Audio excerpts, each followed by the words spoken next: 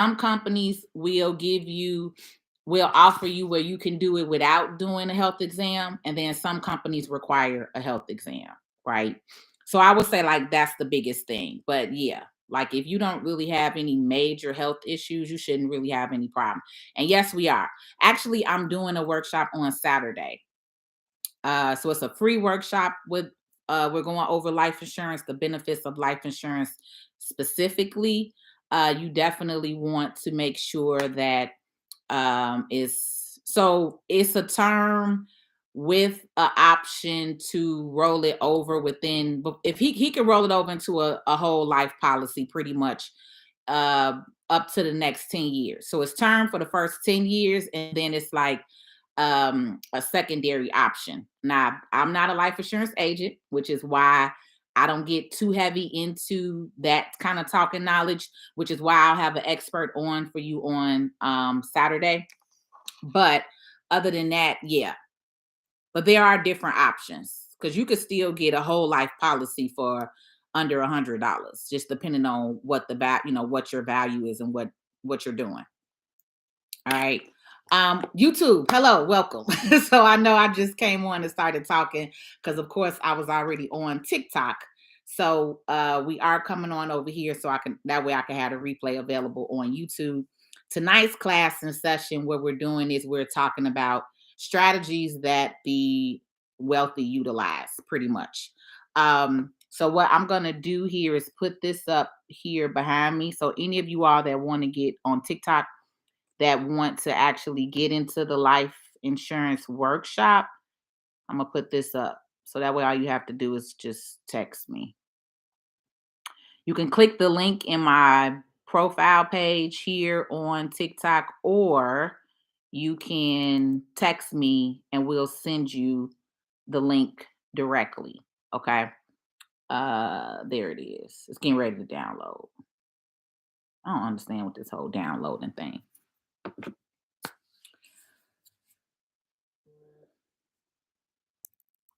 Hi, Rashida. All right, there we go.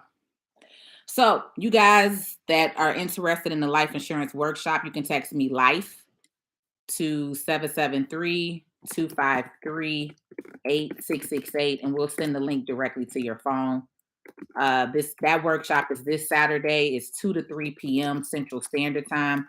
And like I said, I'll have my life insurance agent, one of the ones, I work with a few agents, but one of the ones that I really like and love, Anna Rivera, she'll be on with me on Saturday. So we'll be empowering the people in the lab community, but also those of you all that are not in the lab community, you're also able to join and attend this free workshop that we're hosting on Saturday. Workshop Saturday, 2 to 3 p.m. Central Standard Time. Okay. That's okay, ZMCW. We just started. I just got on. It's been late. I don't want to yell in y'all ear. Let me text my guy, baby. Let me text her to cut that food off for me.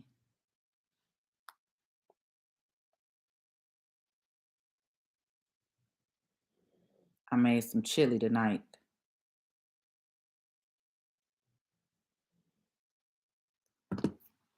All right. Okay, so I typed that in. All right, let's roll. All right. So, what I wanted to show you all or go over tonight was some of the actual things that we do, right?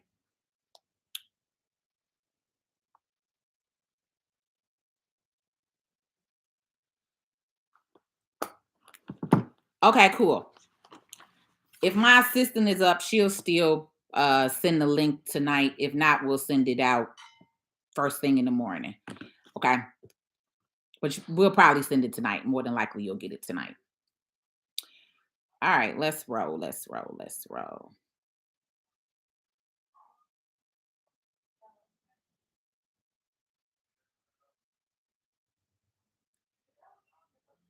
Um,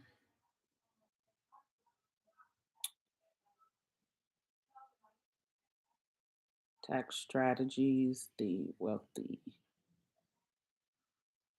utilize.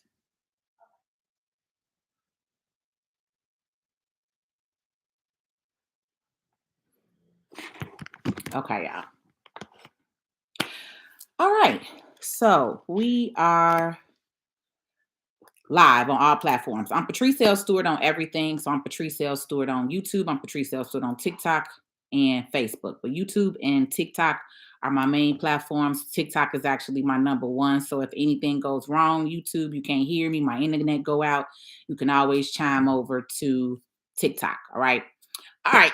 So strategies that the wealthy utilize. So let's go over the first one that I wanted to talk about, which is life insurance. Okay.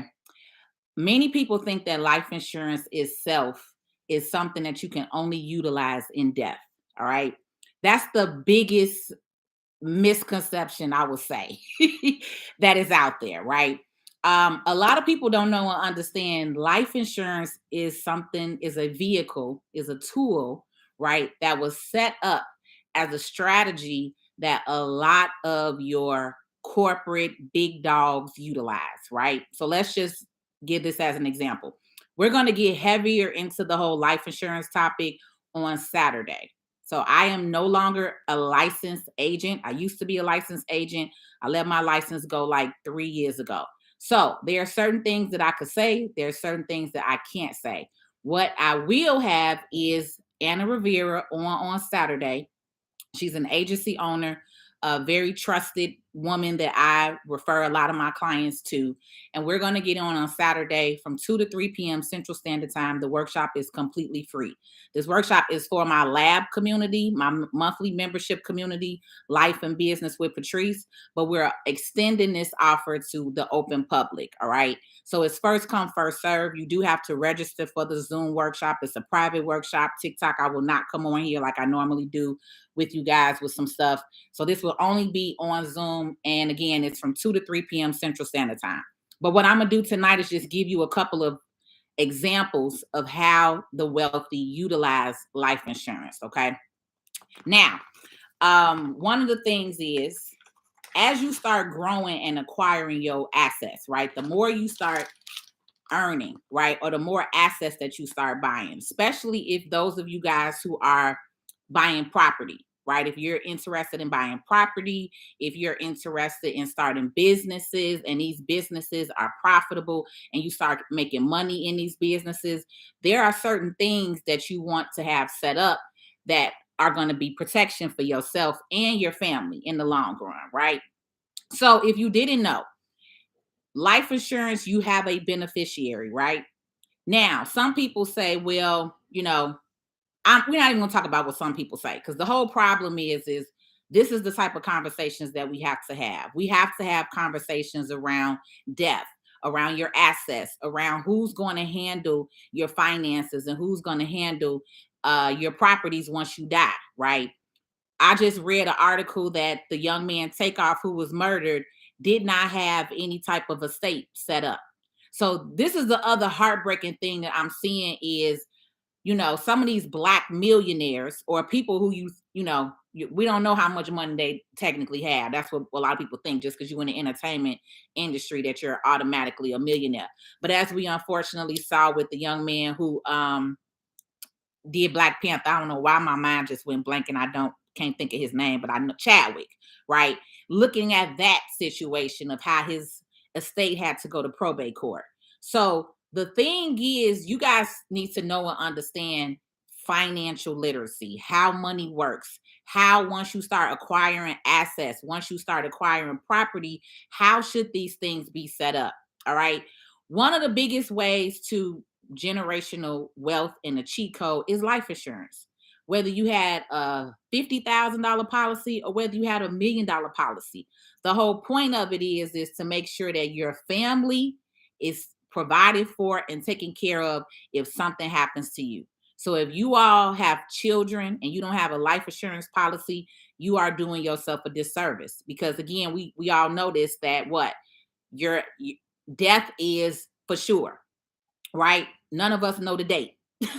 but you know for sure you're gonna die. That's the only thing in this world that you know. You don't know if your mama, your auntie, brother, cousin, sister. And let me tell you, being in financial services for over 18 years, I've seen how people act when money comes around. So you think your mama gonna give your kids and your wife or something, or you think your wife gonna give all of your kids something, baby. Let me tell you right now, people change when that money comes. All right. People change when it comes down to burying you and your assets and things like that. So, how does life insurance help you? One, let's just use this as an example. Let's say you have some children, but let's say you know that your kids are not financially savvy. So, the worst thing for you to do as a parent is if you own property, especially more than one location. I have, again, seen this in my lifetime, right? Parents or grandparents who own multiple properties. And then when they die, they don't have an actual estate or trust set up, right? Then the kids come in, sell off the properties that the grandparents built up for 30, 40, 50 years to try to keep and pass down this generational wealth, right? But then it all gets blown away. So, outside of having life insurance, and then two, let me also say this, you also need to have life insurance outside of your job.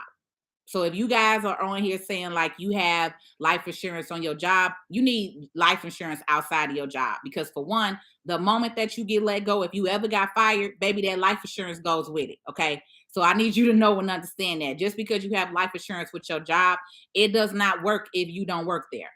So a lot of people also, that's what I've seen being in financial services too. People banking on these corporate jobs, and then when they're in their 40s and 50s, what happens? These companies start letting you go in your 40s and 50s after you've worked for them for 20 years, 25 years, 30 years. You've given them your whole life, and they give you this little bitty severance package, and guess what? Their life insurance is gone. And so now some people are 50, 55, 60, and now trying to acquire life insurance outside of their job. And at that point, your rate may be a lot higher, right? They always say get your life insurance when you're younger, the rates are lower, things like that. But the other benefits of you all doing that and having coverage on yourself and your kids, is also, again, it's the protection, because you just never know what's going to happen. The world is crazy today. We see all kind of stuff. You get what I'm saying? So it is what it is, right? But the wealthy utilize life insurance and in other ways. So I'm gonna just give you this example. If so this was a client of mine. A client of mine sold the property. The property, let's say the property was about $500,000 was what they got in cash, right? So instead of putting that $500,000 in cash into a bank account or a money market account, there is a thing called a cash value life insurance policy. All right. So Anna will go over this more in detail for you. All right. On Saturday. But the thing is why would somebody do something like that? Why would somebody take 500,000 cash and put it into a cash value life insurance policy? Here's why. One, putting that money into a bank account is not going to do nothing, because what kind of interest are you getting on these savings accounts today, right? They're just not starting to go up on their rates to give you 1% or 2%, and I've seen that at a credit union. A standard bank, I don't even know what kind of rates they're offering on the savings account. Let's just say at minimum less than 1%, right? So nobody is putting 500,000 to get 1%. But here's the benefit.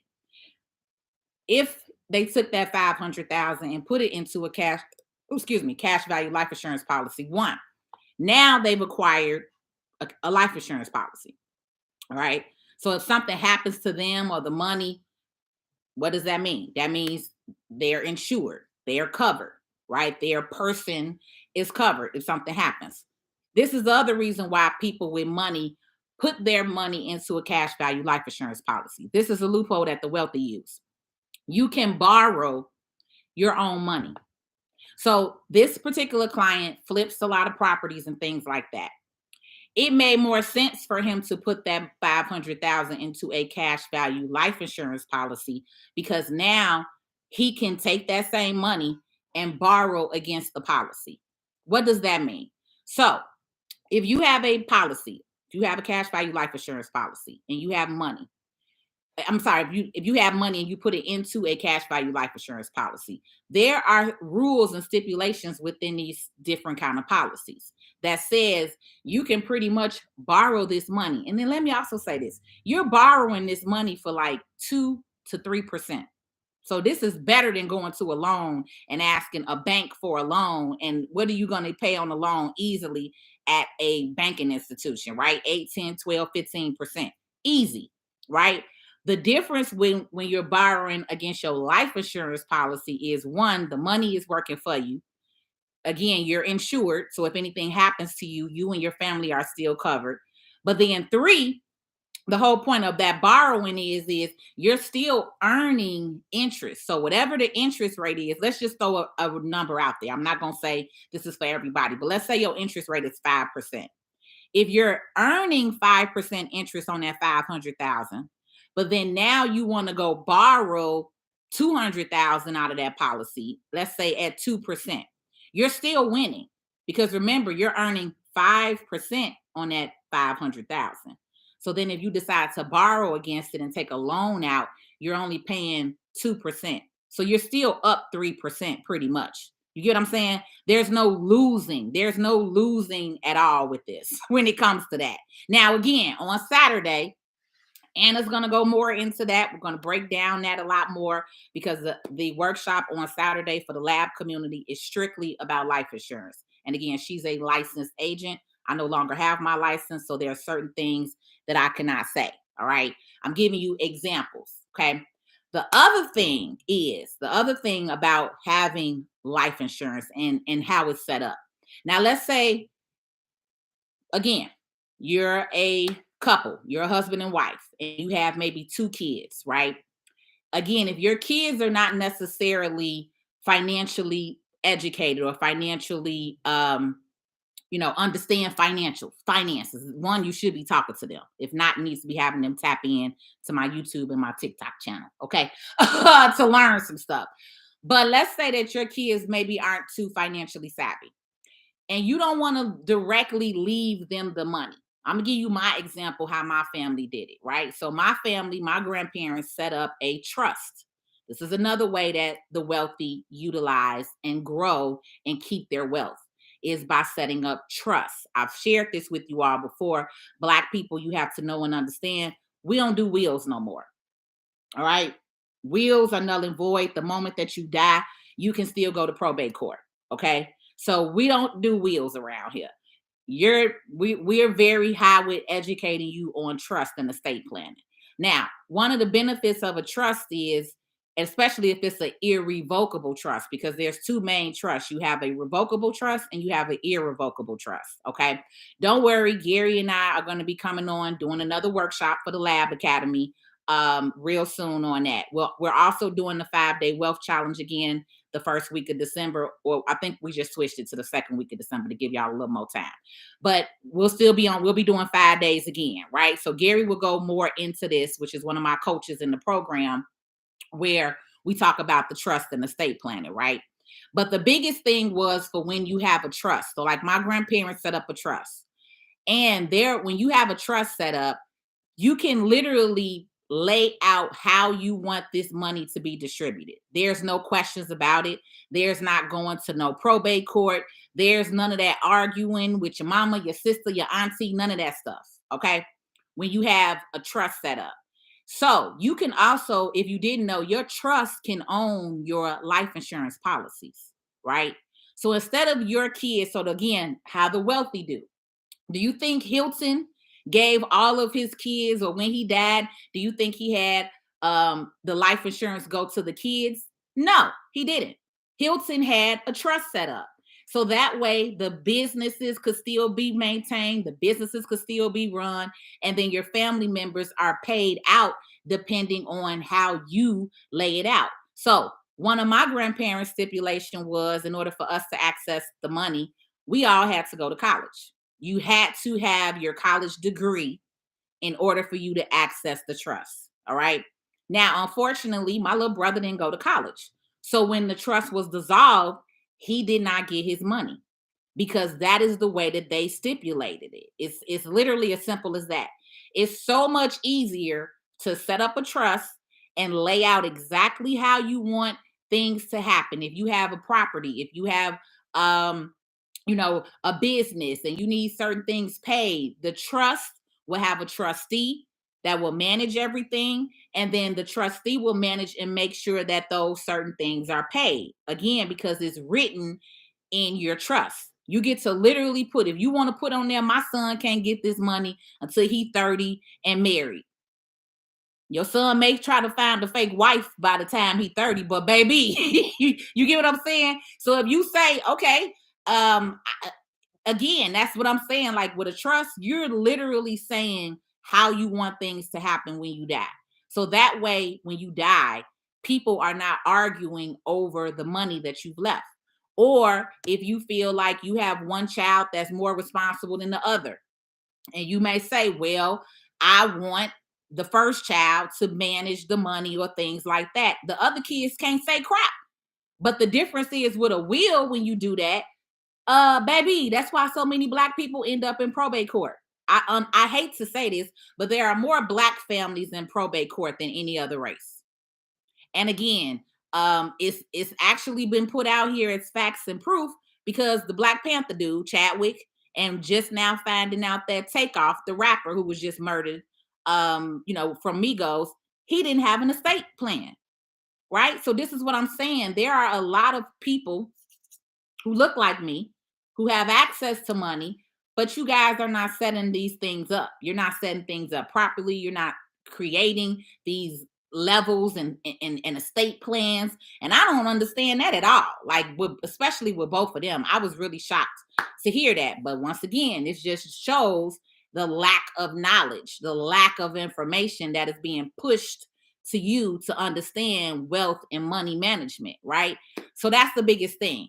So that's with the life insurance, right? But then, like I said, trust and the trust planning is a whole nother other strategy that the wealthy use, because again, there are loopholes with trust.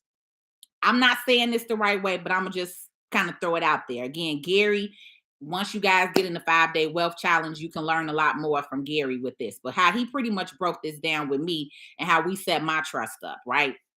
If you didn't know this, your trust, let's say you have a trust, and let's say you're 10% owner. Owner is not the term, it's something else. And then 90% is to your company or your holding company, right? Let's say your holding company manages 90%. And then you manage 10%. So let's say you had $1 million in your trust, right? Now, normally trusts are taxed anywhere between 25 to 30%. But these are the different loopholes that you're not aware about that we do, that we utilize, right? I know y'all probably really can't see. It may be backwards. TikTok, let me see. Can I turn it around for you? Mirror. If I mirror it, you should be able to read it. Bam. I am on TikTok, so remember that. I'm Patrice L. Stewart on TikTok. At any time, y'all can go over there. I handle and sit with TikTok after we do every other platform, okay? YouTube, I know you can see too, right? So normally, if you have $1 million in a trust, you tax at that like 25, 30%. So that's 300,000. We don't want to do that. But when you set up a trust and you're going to talk to Gary and you do it with Gary the right way, you're going to pay only taxes on this 10%, which is 100,000 for you. Okay. The other $900,000 that's in here, you're not going to pay taxes on that, because there's a loophole that your trust can donate. All right. Your trust can donate this 90% of the proceeds that's from the holding company to another company and or trust. All right. So this is another loophole, because if you made $1 million, you'll be okay with paying taxes on that 100,000. If you can donate that 900,000 to another company or a trust, that's tax free. You're not paying no taxes on this 900,000 because you're donating it to another company or trust. And then you wonder why the top 10% are the top 10%, because of this.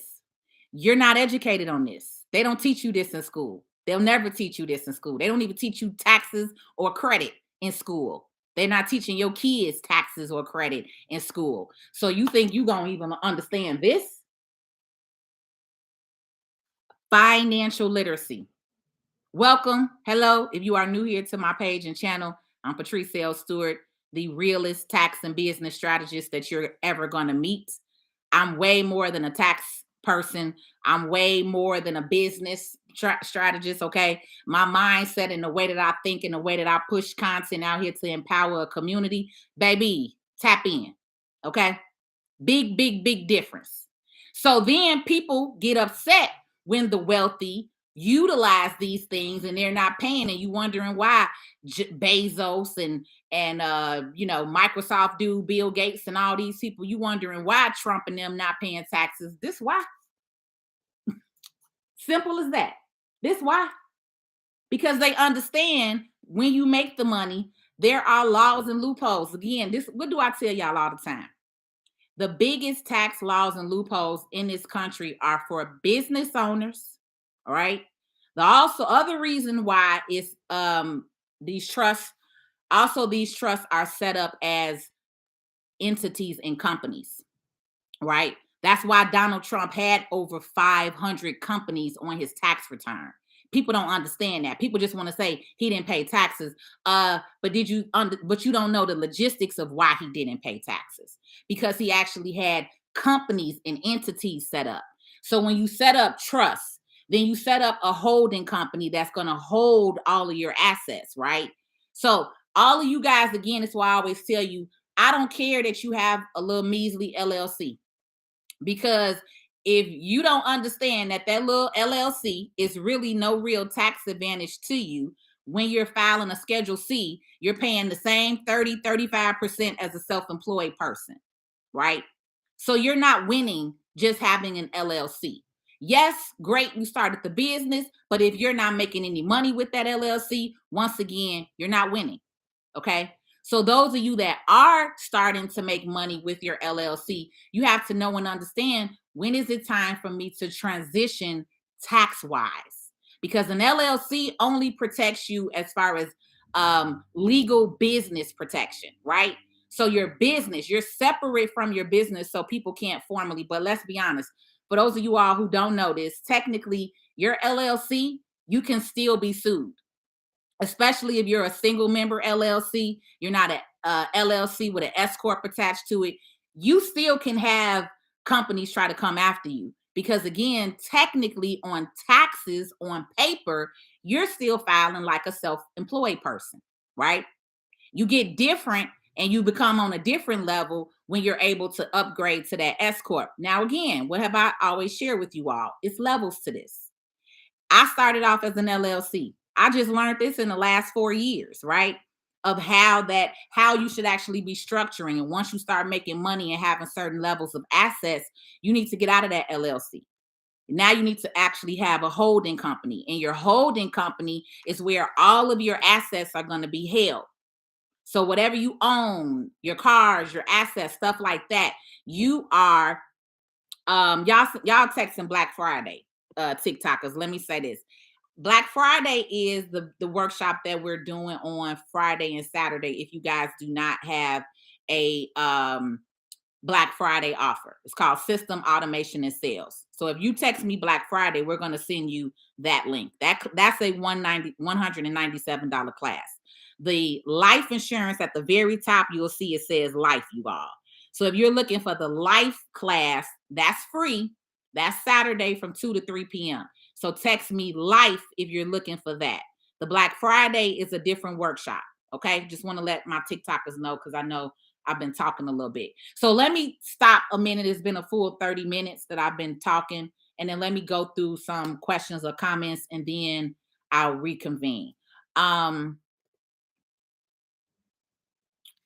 Let me see.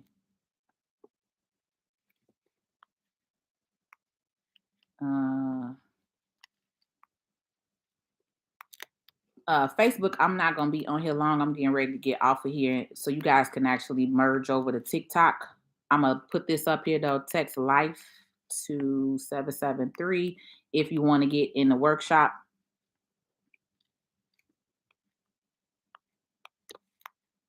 for Saturday's workshop. I already typed it in on YouTube, so you guys should see it.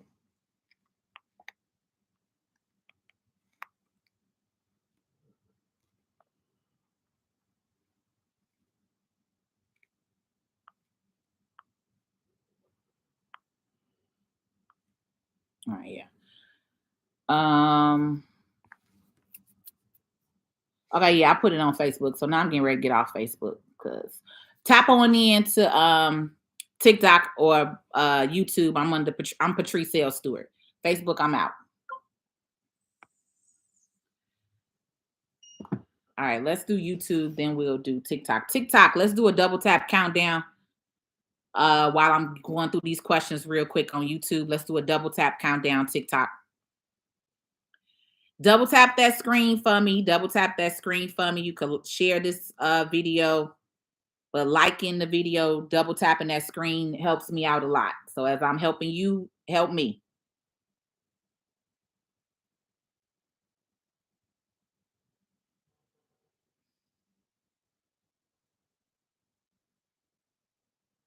Okay. Uh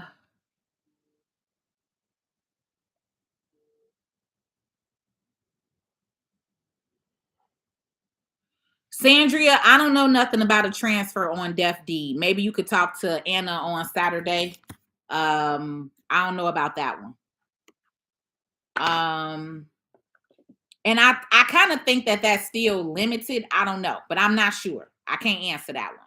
A transfer on Deaf Deed. I don't know. I think I've seen somebody ask about that one, but if it's stipulations to it where somebody could still dispute it, the biggest thing is can it be disputed? And I haven't seen nothing against trust. Trust, irrevocable trust, ain't no disputing that. So the transfer on Deaf Deed, maybe that's a question that we can ask Anna or do a little more research on Saturday. But yeah, I can't answer that one. When you start an insurance policy like this, depositing, let's say 10 to 20K, does that make the premium lower? So music in the sun, that would be a great question for Anna. Again, I'm not a licensed life insurance agent anymore. I let my license go 3 years ago. So on Saturday, that's why I'm doing a workshop with an actual licensed life insurance agent, and she can answer these type of questions for you if you're available. I put the comment here in there that you can text life to my business number 773-253-8668, and we'll send you the link, and then that way you can join and get that question answered. Okay. Let me block this person.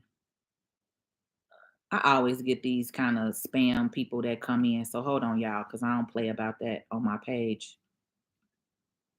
I need to block them really quickly.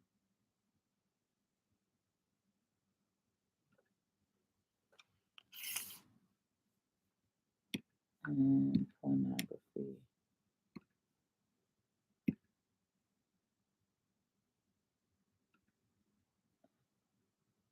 Okay. All right. What can I do? What can I add to my taxes to give me a boost? I got no kids, my own apartment. I rent. I don't own. I don't scam. I'm struggling. Yeah, I mean, it ain't nothing you could do to add to your taxes, baby. Tax refunds come from credits. So if you don't qualify for any credits, then there's nothing that you could do. There's no magic way to just make up taxes and make up a refund for you. You don't have any kids. You don't have any property.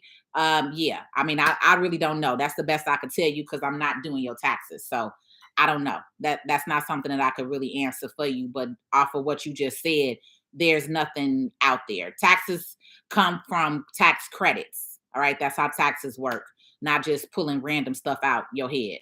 And again, when we're doing taxes, that's a lot more detailed. I would need to see your paperwork, what you have going on, all of that. So that's not something that I could just throw out the air for you. That's not how this works. All right, I answered everybody on TikTok. I mean, on YouTube. TikTok, let's roll. Here we go. I'm gonna scroll to the top and then see if we have any questions. If you have any questions, TikTok, this is the perfect time to answer. I mean, to type it while I'm on here for you.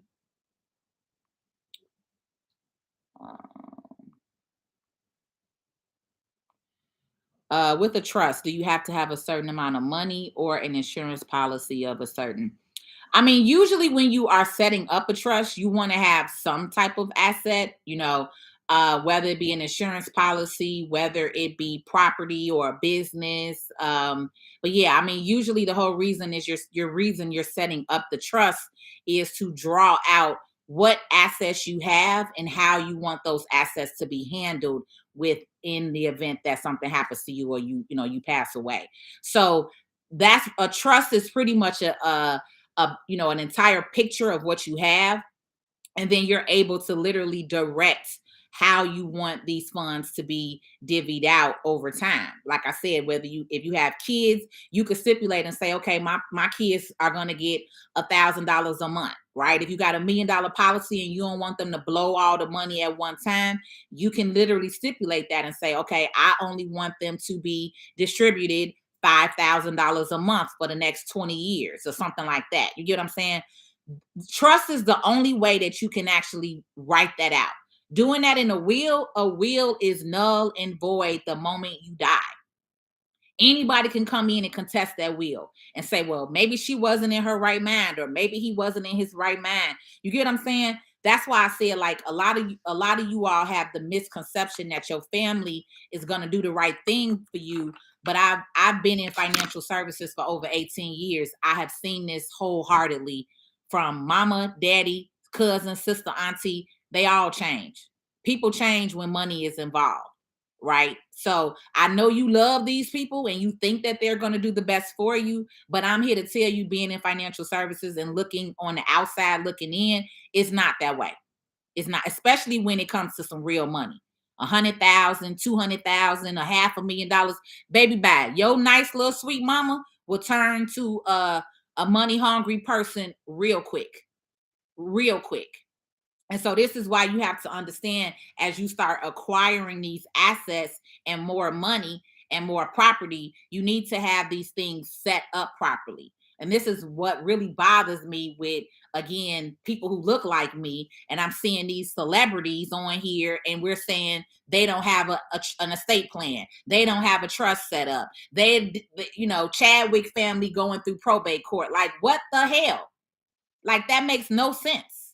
Who was around you and all these people around you? Nobody can tell you how to put some money together, how to protect your money. I don't understand that. I don't, right? But again, this kind of shows, if you in these industries and you're black, they're not having these conversations with you. But I bet you their white counterparts are. I bet you that. But they're all these rappers and athletes, they're not talking to them and educating them. They're making them sign these contracts, but nobody is sending you to a lawyer that you could talk to and set up trust and estate planning. That just makes no sense to me. None whatsoever. So without you all being a celebrity, this is why I educate the community.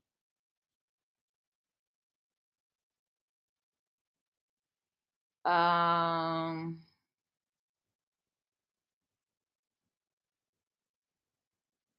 yes, you can be the trustee of a trust if that's what you want, to do. Most of the time, a lot of us set somebody else up as the trustee, because again, if you pass away, you have to list somebody else who's going to be next in line for, if something happened to you, then who going to be next? So you could be the trustee, but you definitely need to have somebody else, as in the event something happens to you, who else is going to be the trustee, who's going to take over. So, like, for my grandparents, they set it up that my dad was the trustee because he was the most one that was financially savvy out of my uncle and my brother. My dad's brother and my dad were the only two kids, and my uncle Nate was a drug addict. So my grandparents knew not to leave him the money because all the money would have been gone messing with him, right? So my dad was the trustee. Then once my dad passed, I technically was the next person in line to do it because I'm the oldest child. But my stepmother wanted my sister, who was an attorney, to do it. And so instead of arguing with her, I wasn't money hungry. I didn't care about the money. I was like, fine, she could be the trustee. I didn't make a big deal about it. But if my dad would have been thinking properly, because again, he not thinking that his wife gonna act different when he die and the money and stuff is there, right? So if he would have put that in place, it wouldn't have been nothing for us to go back and forth with. I didn't go back and forth just because of who I am. I didn't have to be the manager of the trustee. It wasn't that big of a deal to me. I was fine with her being it. But there are other family members that could have went a whole nother other way. And we could have been arguing about, well, no, I'm the oldest. I should be. Well, no, I'm an attorney. I should be. You get what I'm saying? That's what alleviates all of that back and forth and arguing. When you have it clear in black and white, it's nothing to argue about. So the biggest thing for us was who was going to be the next person managing the trust, because my dad didn't list nobody else under it. Age wise, that's usually how it goes, is whoever the next whoever, because again, this was my father's parents. So this was not my stepmother's parents, right? So this was my father's parents. So that means my stepmother wasn't even in the trust, because this was my father's parents' trust that set it up. And it was for us, the grandkids, right? So technically, my stepmother had no say so in it. So, like I said, I could have been an asshole and be like, no, I'm the next one in line. I'm managing the money. But I didn't. Cool. She can do it. I had other stuff going on. I was over here building my business from the ground up. So I wasn't focused on that. But it could have went a whole nother other way. That's what I'm saying. So that's the biggest thing too, is when you are doing that, when you're setting that up, these are the kind of things that you should be thinking about. Who's going to take over if something happens to me, right? Because again, this is how the wealthy set things up. They have these kind of things in place so that way the money can continually flow. The generational wealth can continually happen. Then the other thing that I didn't say on here is, when you also set up a trust, let's say you have a family trust and it's a mother, it's a husband and a wife and two kids. You can have a life insurance policy on all four individuals. And instead of, again, somebody being the beneficiary, the trust can be the beneficiary of all four policies. That way, when someone dies, the money goes into the trust once again. So now you know that the money is protected, because once it's in the trust and the trustee got to manage it, it's not no just blowing it willy-nilly. You get what I'm saying? That's what a stipulation is. So now you're not concerned about necessarily somebody killing you or not, because that's what I hear black people say. And black people, let me just educate you once again. I know we've seen stories of the Caucasian community and how they murder each other and their kids for this life insurance money. All right. This again is another way for you to be able to set your family up, and you don't even have to tell them. If you have the trust in place, the trustee will contact your family once you have passed away.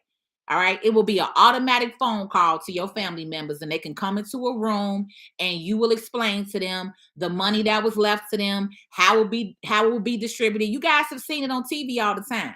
I think Medea, one of these black movies had it, right? Where you get into the room and the family be like, okay, we getting ready to hear what Joe Bob, what Grand Jimmy Joe left us, right?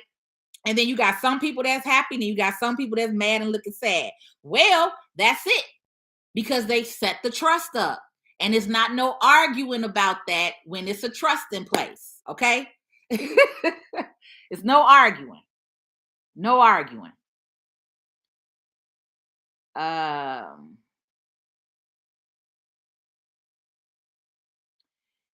Erica Lee, how can I invest $8,000? Erica, really, what is it that you like? What are you interested in?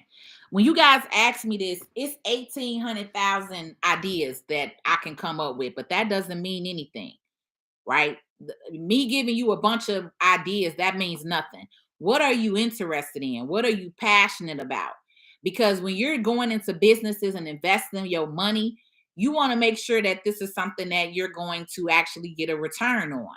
So I can tell you all day mobile home investing, because that's one of the things that I love, right? I can tell you start a tax company or start this or start a cleaning business, start a t-shirt business. But if none of that stuff interests you, then that doesn't matter. So I like to start with, what are you interested in? What what are you interested in? What is something that you could utilize or that you could do if you're going to invest in yourself, with starting something? Then what type of investment are you looking for? Are you looking for a long-term investment? Are you looking for a short-term investment? Right? Because there are investments that you could put your money in, but you may not get a return for 10 years out. That's why I'm not a very big person that deal with stocks. I'm not a stock fan. I'm not one of them people who is okay with putting my money into a stock and I got to watch my money die. Then I got to wait on it to go back up. Then I got to watch my money die. Then I got to wait on it to go back up. Nah, I worked in banking when that crash hit in 2008. It was so many 60 and 70-year-olds that had lost hundreds of thousands of dollars, and that was their retirement money. Nah. So me personally, I'm not a stock fan. There are a lot of people that get on here and tell you invest in the stock market. I'm one of them people that's going to tell you, nah, it's so many other ways for you to flip your money 18,000 times instead of waiting 30 years on the stock market. So again, that's all going to be dependent on you, baby girl, and what you're interested in.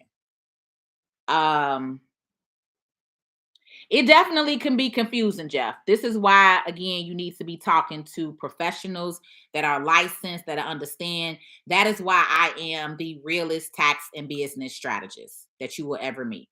Because outside of just preparing taxes, I'm very big on strategy. I'm very big on how can we save this money? How can we turn this money into more money? How can you pay the least in taxes legally, and how you can hold more of your hard-earned money, especially as a business owner, right? So there are all kind of tools that we can utilize and different instruments, right? Trust planning, life insurance planning, other investments, mutual funds, things like that you can roll your money into. And there's ways that we can still, again, hit that tax loophole. Right. So like I said, a lot of people don't know about that. People always say, oh, trusts have a high tax rate too. They do, but it depends on how it's set up. If you know how to work with somebody like I know my wealth advisor, Gary Atkins, does, baby. That example that I just showed you, $1 million, you 10%, the holding company is 90%. And then if you donate that 90% to another company or individual, you pay zero taxes on that 900,000. Huh. That mean we giving you strategy, right? Whereas you can go to another tax person or accountant or CPA and you're gonna pay 30,000 on that nine. You're gonna pay 30% on that 900,000. So it's all with, again, knowledge and strategy. That's the biggest thing, is knowing and understanding that and who you working with. I love S corps. S corps are an amazing vehicle. It's just not for everybody. TikTok and social media has just put out so many videos and content that a lot of you all don't know and understand the real logistics of it. People just put out, these random videos, but they're not explaining to you how they work and if it actually works for you. And majority of people are not qualified for an S corp. If you are not making any money in your business, this is again why I said you having an LLC really means jack crap. Because if you're not making money in that LLC, baby, who cares? Right? So once you actually start making money, if you're making 60 to 100,000, then now you can qualify to be an S corp. But if you're not making that, it doesn't make sense for you to be an S corp. Because the biggest thing with an S corp is you have to pay yourself a W-2 wage. What is a W-2 wage? That means you have to pay yourself a salary. You have to run payroll taxes, okay? You have to pay FICA and Medicare and Social Security, just like if you had a 9-to-5 job. So that's really what an S corp means, and a lot of people don't understand that. So if you're not making enough money in your business to create paying yourself a salary, you don't qualify to be an S corp yet. So many people set up an S corp prematurely and don't even understand why. And usually when I come across these people, I ask them, why are you an S corp? Somebody told me, so-and-so told me, TikTok told me, YouTube told me. Right. That's y'all problem. These platforms are good for information, but a lot of y'all don't understand. You really be playing yourself watching somebody else and just watching the video. You get what I'm saying? You be wasting your own time and mine when you come to my office like that. which is why we charge for consultations. Because I don't got time for you to be wasting my time. So the laws that it states in the IRS publication is you have to pay yourself a reasonable salary. So it doesn't say an exact dollar amount that you have to pay yourself. It says you have to pay yourself a reasonable salary. So if you made 100,000, a reasonable salary could be 25,000. When I made my first 100,000, I paid myself a salary of $25,000. That's reasonable. One of my favorite CPA and tax attorneys, Mark Kohler, agreed and said it. He had a whole YouTube hour session of him teaching his people. So I was like, okay, Mark, I knew I was on the right track. So yeah, that could be reasonable, right? So that's an example. But that's what I'm saying. If you haven't even made 20,000, baby, you're not an S corp. You're not there yet. So don't get discouraged either, you guys, because in every business, it's levels to it, right? When I started out 14 years ago, I was not an S corp. I didn't become an S corp until I was 2 or 3 years into my business. You get what I'm saying? So you guys have to understand what level you are at. There is nothing wrong with starting off on the bottom when you're working your way up. All right. Just understand where you're at. Some of you just want to jump out the window and go be here at my level. I've been in the game 14 years. You just coming in your first year of an LLC, you're not going to be on the same level I'm at. And it's nothing wrong with that. But you have to know and understand where you are and recognize where you are in your life, in your business. And then you can strategize it to match you. You get what I'm saying? So this is why I tell y'all business is not a one size fit all. Taxes are not a one size fit all. Every single person and individual is going to have their own unique situation, right? The beautiful thing is we don't understand that when we start growing, how and where do we put our money? How and where do we grow to level up? How and understand, okay, now I've made 100,000. Okay, Patrice, now it's time for me to go ahead and come in and become an S corp. Okay, now it's also time for you to set up this holding company, right? Now it's also time for you to set up this trust. Because as you start growing and making more money, we got loopholes out here that we can roll your money into to where you're not paying taxes on it, but you just got to understand that. All right. Lynn say, I don't want to be an S corp. Oh, Lord. Oh, I don't know what that is, Lynn. I don't know where that came from. All right, hold on, y'all. I'm refreshing the screen. Last one I answered was, what do you think about an S corp? I've been on here 52 minutes, so we got 8 minutes. I'm only doing 1 hour.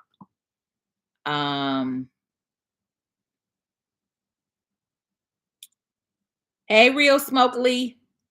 So an S corp is better to start a trust than an LLC. So let me break this down. An S corp is not a entity by itself. A corporation is an entity. A partnership is an entity. An LLC is an entity, right? A non-for-profit is an entity. An entity is an actual corporate structure that you register with the Secretary of State with, right? An S corp is a tax designation.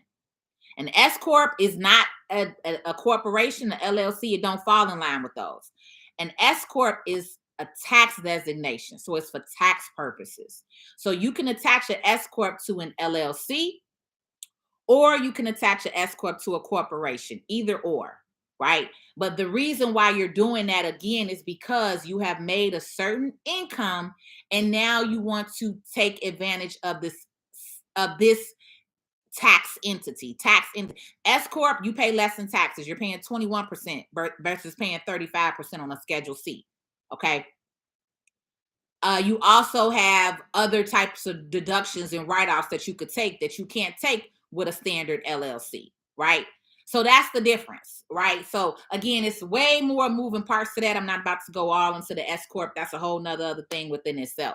But that's the biggest thing, is understanding that it's a tax designation. That's it, right? So when you set up an LLC, You're listed when you go on that IRS website. If you've ever set up your own LLC and you get your IRS EIN number, it asks you, it says, it lets you know that you're a disregarded entity. When you are a disregarded entity, you are taxed the same way as someone who is self-employed, which means you're taxed at the 35%, 36% tax rate that self-employed Schedule C people pay. All right. So, yes, I do one-on-ones. Click the link up here in the bio and that link tree. So this link tree is in my bio. If you look at this, so take a screenshot of that and you type that in, you can work with me. So yes, I do offer one-on-ones.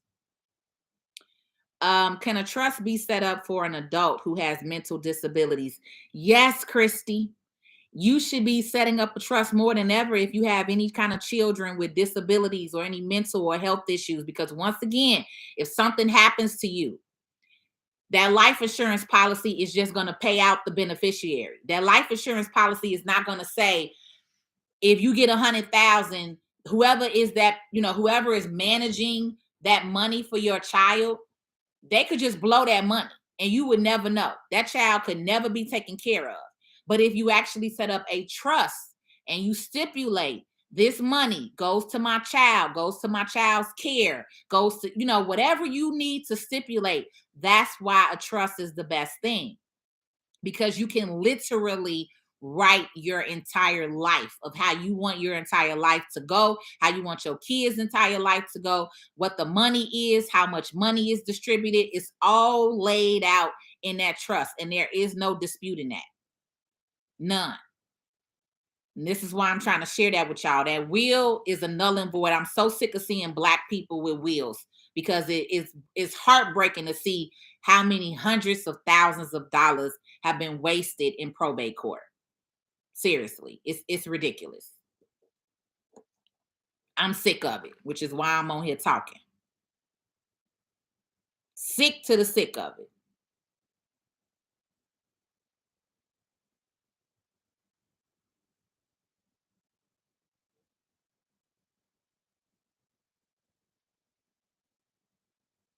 Okay.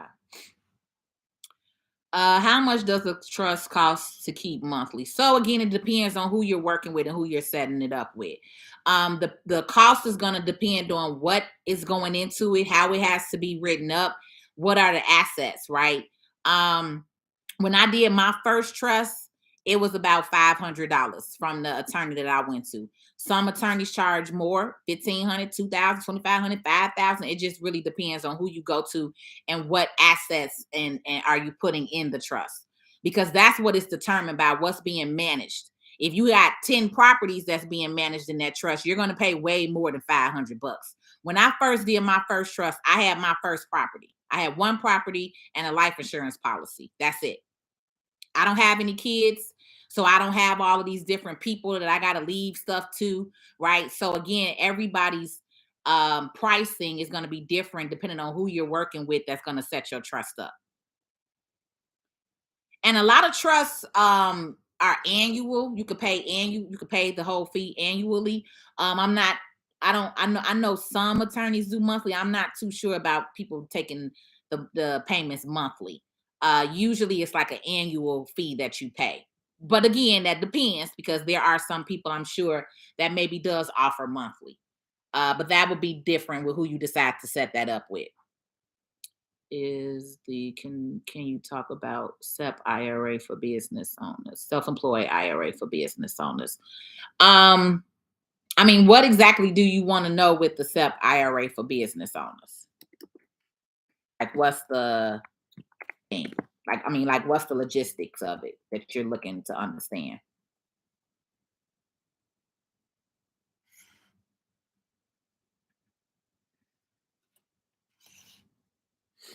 So I'll just give you what it says based off of the IRS website. So with SEP IRAs, because again, I have but the thing that I do like about the SEP IRAs though are the limits have gone up with what you could put in there. So that's also another tax saving is let's say if you made 100,000 in your business, you can put a nice penny into your SEP IRA account. But let me go on here because I don't want to misquote nothing. Um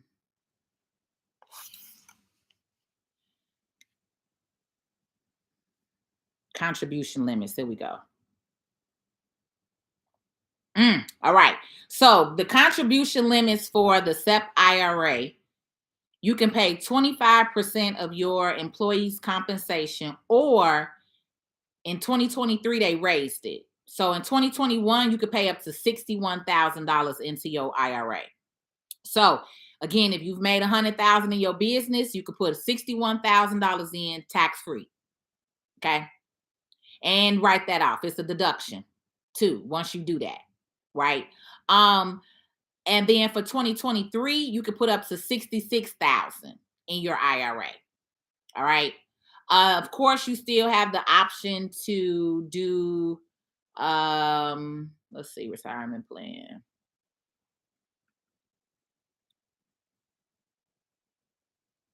Compensation limits, maximum compensation, figuring contributions, benefits 290,000, the limit increases to 305,000.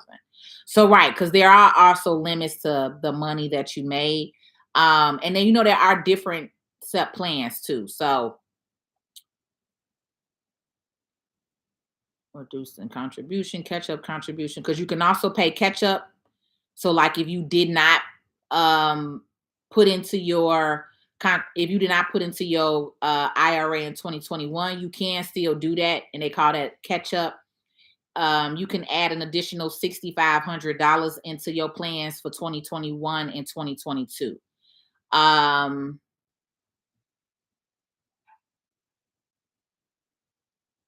that's the biggest thing. That's the biggest thing that I see. But you can also go on irs.gov and you can look up SEP plans. But again, like I said, maximum contribution is for this year is 58,000. For 2023, it's gonna go up to sorry, it was 58,000 for 2020. It's 61,000 for this year, 2022. It's gonna go up to 66,000 for 2023. So that's a nice penny that you can pay into your SEP plan, your self-employed plan. Um, if so, they can get the money back from it.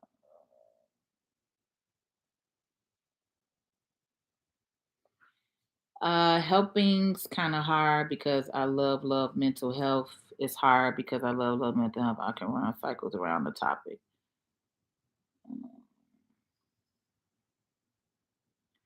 Retirement plan options. I don't want to do a 401k. Any thoughts? Um, I mean, you probably still should set up something. If you're self-employed, you can definitely do a SEP plan. Um, but I mean, really, your retirement plan, there's certain ways to doing retirement plans. Like, again, some people invest in passive income streams, real estate. It really just depends on as far as like how you're planning to acquire the money for your retirement. Because once you start acquiring these assets, then you can literally set yourself up for retirement. Um, but I mean, yeah, I mean, outside of that, you don't necessarily have to do a IRA or a 401k plan. They're just good, tax diversions or tax write-offs for you. But yeah, I mean, like my I'm not banking on an IRA, right? My retirement plan is me doing all of the things that I'm doing, which is real estate, right? Which is um my businesses, right? Me being able to make the money in my businesses and pour into them and then put that into a vehicle that's going to save me a cash value policy, something like that. I'm building my own retirement plan. You get what I'm saying? So I feel you. I put a little bit of money in my IRA, but I don't have like a whole retirement plan based around my IRA alone.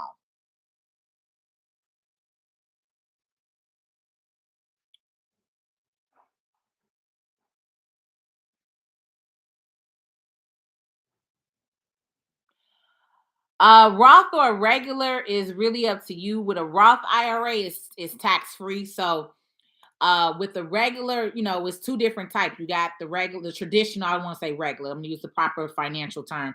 Traditional, and then you have Roth. So my dad always taught me early on to set us up a Roth IRA because it's already after taxes. Traditional, you usually pay taxes after you pull, once you start pulling the money out, you'll pay taxes too. With a Roth IRA, once you start pulling the money out, you're not paying taxes on it. So it usually, so I mean, many people set up a Roth IRA, but there are other reasons why people set up traditional IRAs too. Again, that's going to be depending on you and your unique individual situation. So I don't say one or the other. It's again what's going to work best for you and your family and what you have going on. But there's no one size fits all. Everybody's situation is different. I personally like Roth IRA, but I'm learning that there are benefits to doing traditional, again, when you're talking about asset and wealth building and protection.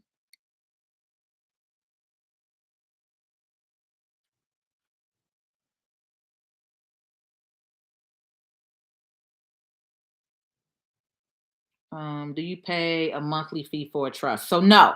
So really with the trust itself, what you're paying for is the person or the company, uh, whether it's an attorney, whether it's a wealth advisor, like Gary Atkins that I utilize. He's not an attorney, but he's a wealth advisor. He works with he knows his stuff and his knowledge in trust and estate planning, right? So he has his own particular fees of what he charges to set up. I I did pay him to walk me through how to set up my trust because that's what I like about Gary is you can pay him or he will show you how to do it. That way, any trust or if you want to open up more than one, you want to open up multiple instead of paying him his fee, he'll show you a one-time way and then you can keep setting up multiple trusts. So that's the way that I took with him was I did the pretty much hands-on way. So that way, any trust that I want to set up after this, I can keep doing that because the trust really goes with the bank account. I'm gonna say that, right? So you set the trust and the paperwork up, and then you're gonna go to the bank, and then you're gonna set up the trust itself with your bank and with your bank account, and then all of those other things will roll into place, right? But you get it notarized, you get the document notarized. If you either have someone managing it or hold on to it, or you, but that's what makes it legal once you actually have it notarized and set up on paper, and then you're going to go to the bank and you're going to set up your actual trust. So like I have two. I have a personal family trust, and then I also have a separate trust for my business because I'm a business owner and I have multiple businesses. So I have two different trusts set up. Now, the average person who's not a business owner, you're going to have just a family trust, which you can kind of put everything into there. It's a document, it's different templates that he has. And again, it's going to be set up based off of you and your family, right?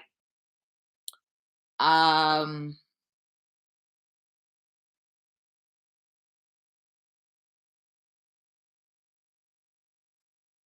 Yes, I do also have strategy consultations. So tax strategy consultations start at $797. That's where we start. And it goes up from there. But that's where we start at. That's my basic price. What's the amount for what? I don't know. You don't have a name by you. You just put what's the amount? What's the minimum? Can you pay yourself? Okay, I answered that one. Can you pay yourself minimum wage? If your salary is low with an S corp, doesn't it affect your total income, which hurts purchasing power? Um, Again, Valerie, I don't understand that. What you're asking me. You said if your salary is low with an S corp, doesn't it affect your total income, which hurts for purchasing power? So again, this is another reason why I said taxes are not a one size fit all. So depending on what you're trying to do. But that is a good question because this is what people don't understand. Some people have this misconception that you're going to get the same tax refund every single year, and you're not.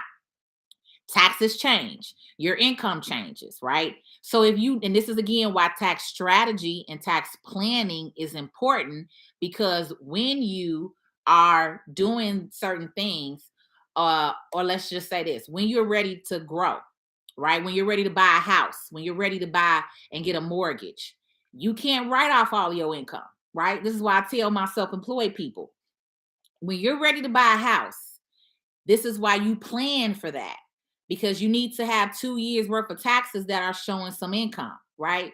So, right, in that case, Valerie, yeah, a $25,000 salary is not going to cut it if you're trying to buy a house. So, knowing that you want to buy a house in 2024, you may need to increase your salary. You may need to increase your salary to 50 or 75,000 and let them take taxes out of that, right? You may need to increase your business income and not write off all of the different deductions that you are available to. So again, this is why we do strategy. This is why it's different for every person. You maybe have filed a low income for 3 years. But again, and this is why I ask my clients when they come to me, hey, you trying to buy a house this year or next year or in the next couple of years? Because in that case, yes, we do not want to write off your income. We don't want to write off all of the stuff. Even if it's valid for you to write off, you don't want to have $100,000 worth of income. And then now when the bank goes and pull your transcripts, you only made 30 grand, but you're trying to go buy a $400,000 house. It's not going to cut it. Right? So great question, Valerie. Very good question. Thank you for asking that. But yes, I think when you're asking about purchasing power, I think that's what you meant. You could confirm if that's what you were meaning. But yes, that's a very good question. And this is the conversation that I have to have with my clients who come in so they can understand that. Taxes are not going to be the same every year. You're not going to get the same refund depending on what you're trying to do. Sometimes you're going to have to claim that money and you're going to have to pay taxes. If you got to pay $5,000 in taxes, that's more important for you to pay $5,000 in taxes and get your home, right? Or buy your building, because the asset is more valuable. If you buying a $300,000 3-flat building, you going to trip on having to pay the IRS $5,000. You get what I'm saying? So these are the kind of conversations that we have to have with financial literacy and education. I'm not tripping off paying no 5 or 10,000 if I'm about to acquire a $300,000 or $400,000 property, right? So, good question, Valerie. Yep, Chadwick. Oh, girl, Yolanda. Oh, Lord Jesus! Did you just say his Chadwick family had to pay $900,000 to probate from his estate? Please don't be like Chadwick. Please don't be like Chadwick. You get what I'm saying? Lord, that was just a waste of $1 million. Lord, that was just a waste of $1 million. I don't know if he had any kids, but I'm sure his wife could probably utilize that money, right? But y'all just gave that away to the state. They just gave almost $1 million to the state, all because he didn't go and sit down with somebody and pay $2,000 to. You get what I'm saying? $1 million gone because he couldn't sit down and set up a damn plan with somebody, which probably would have cost less than $5,000 for him to do. 10. If he had to pay 25,000, I don't give a shit. You get what I'm saying, y'all? This don't make no sense. Lord, this is why God put me on here. This is why I am who I am. Hello, baby, because we are changing this. I refuse. I refuse for the next generation behind me, for y'all kids to not be informed and understand money management. Because baby, that don't make no damn sense. Between his wife, his mama, probate, and attorneys, baby, bye. That's sad. That's horrible. And this same thing about to happen with this Takeoff guy. Same thing about to happen with the Takeoff rapper. He didn't have no estate in place. So guess what? Guess what's happening? The daddy, who's never been around, who was estranged his whole life, guess what? Now the daddy coming around. And now guess what? If he actually is his father, and they can prove that, and they say, okay, we're going to take a DNA test, and he gets to prove that he his daddy, guess what? Now he get to come in and fight with his mama for that estate money. Now, if he didn't have any kids, because I forgot who would go first. It's either the parents. He wasn't married. If he got kids, the baby mamas, that don't mean that. That's why, again, ladies, being a baby mama but with no paperwork in place, that don't mean nothing, right? So this is again why you want to have certain things set up for your kids' fathers, all that. Y'all can get life insurance on them if y'all didn't know that. You can get life insurance on your kid's father. Tap in. Especially if you know he in the streets, baby. Tap in. You better pay that little $50, $60 a month on your own so your baby can have something when they die. Lord, that is horrible. Ooh, almost $1 million went to the state. I can't.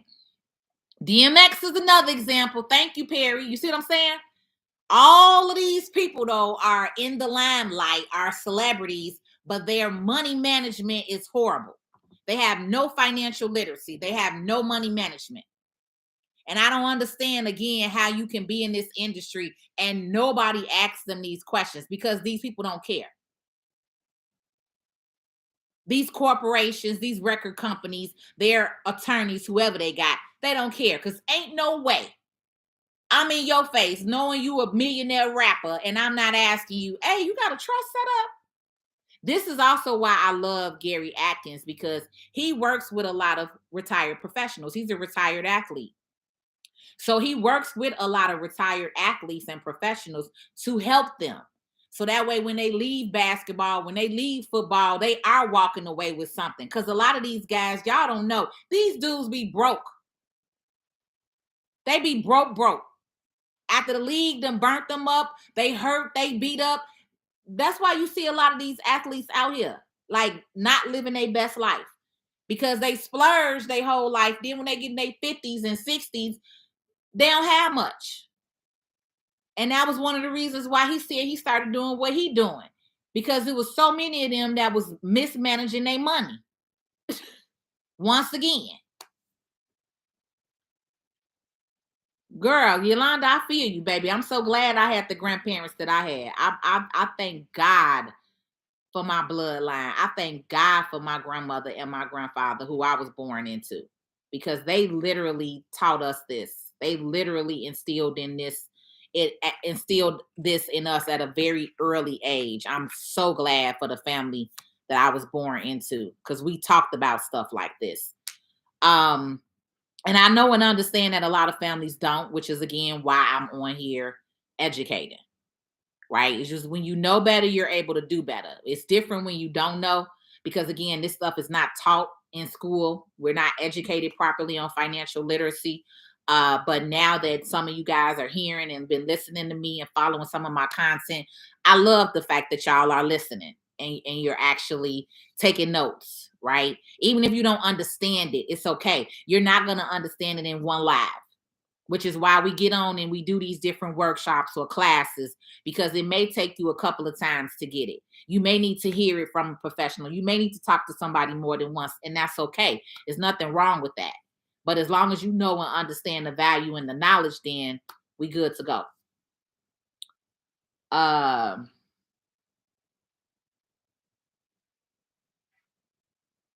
Yeah, Stella, you can get a policy on your BD. Yes, you can. You can get a policy on your child's father. You say, do you know someone who wants partnership? I don't understand what you mean with that, Erica.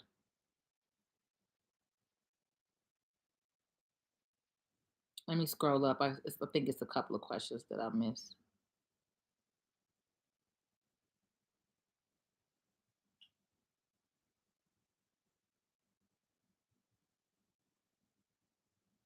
Oh, you say you can't read the words behind me. Sorry.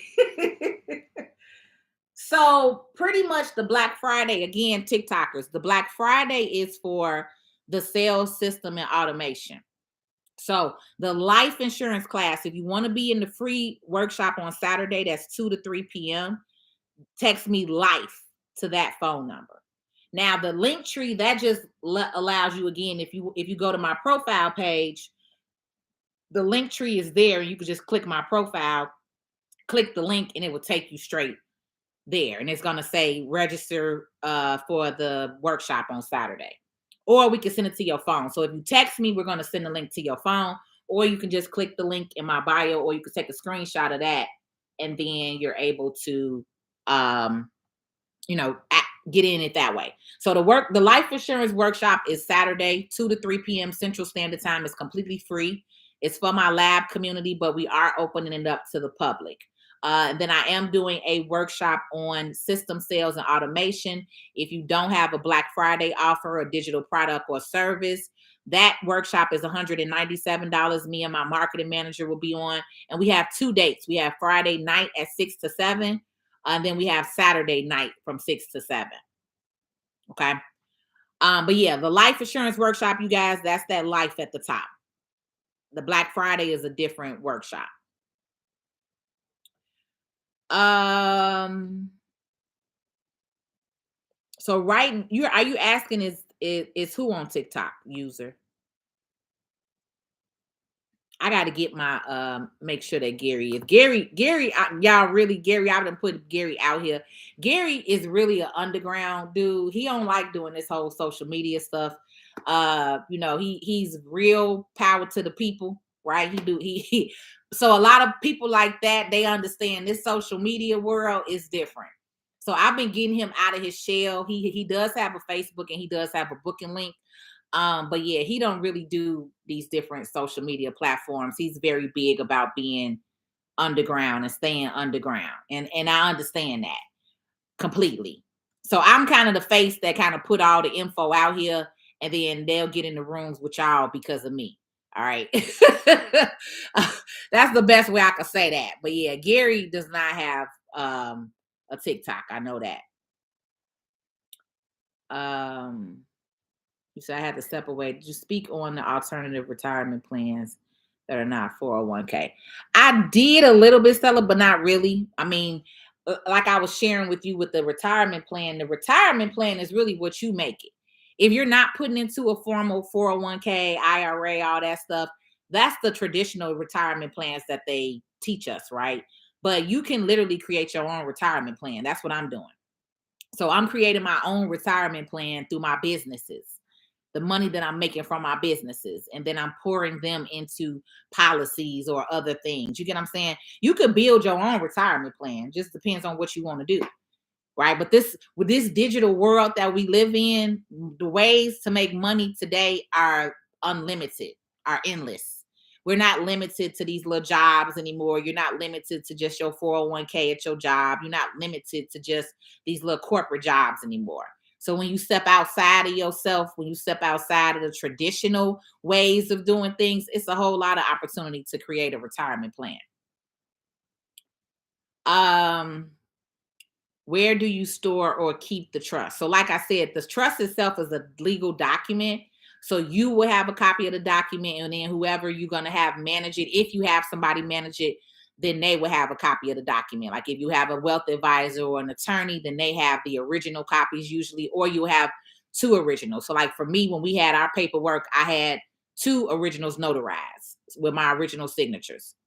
Right. So that way they had a copy and then I have a copy. And then you'll also have that paperwork with the bank. So the bank will have the formal paperwork or a copy of the paperwork with the trust too, because the trust, once it's on paper, you're going to go to the bank and actually open up a trust account. Right. So as far as who manages it is going to depend on who you're going to. Most attorneys who offer trust and things like that, they also offer management services. So that management services and fees is dependent on who you're dealing with. Everybody's is different. I kind of already went over that, Kenneth. You're probably late. I already talked about S corps and how they're being taxed as an LLC. So you missed that one. You could go back on my YouTube channel. I'm Patrice L. Stewart on YouTube. This live will be up after that. Oh, I've been on here extra 30 minutes, y'all. So we got to go. YouTubers, it's been great. I will see you all again tomorrow for Finance Friday. TikTok, I'll stay on and answer the few of your little questions, but it looks like we're done on YouTube with questions. So YouTubers, we are out. We're getting off on TikTok in about the next 5 minutes, but join me again. Follow the page, like it, share the content, tap in, the realest tax and business strategist that you'll ever meet. And I'm also your educator. I'm also a financial literacy pusher, empowerment pusher, right? So tap in. See y'all later. All right. So we offer YouTube. Now let's